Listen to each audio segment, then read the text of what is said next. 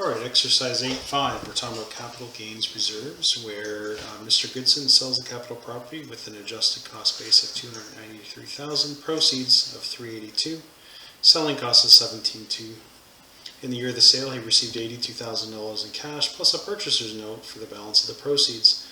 The note's going to be repaid at $60,000 per year, beginning the following year in 2020. And he receives the 2020 payment in full. So we're asked to calculate his taxable gain for the 2 years.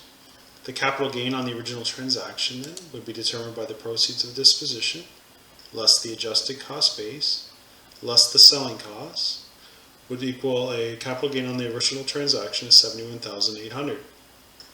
The uncollected proceeds would be the selling price of $382,000, less the cash proceeds of $82,000, leaving an uncollected amount of $300,000. In order to calculate the reserve then for 2019, it's always the maximum reserve is the lesser of two items. So we look at the gain times the uncollected proceeds divided by the total selling price, so $71,800, times the $300,000 uncollected divided by the $382,000 selling price equals a $56,387 option. Or the gain, $71,800, times 20% of it, times the number of 4, take away the number of years or number of payments passed so far, which is 0. So 71,800, 20% times 4 is 57,440.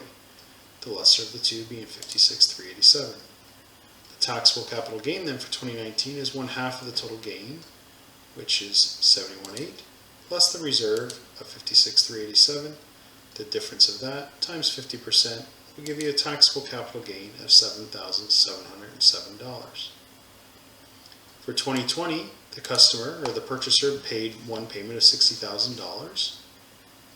So we have to go through the same calculation.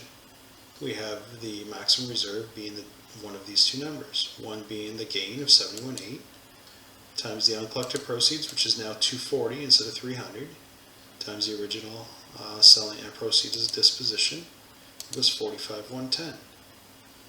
The second part of the formula, the 1 year has passed, so it's $71,800 gain times 20% times 4, take away 1 year past, which is 3, which means we've got $43,080.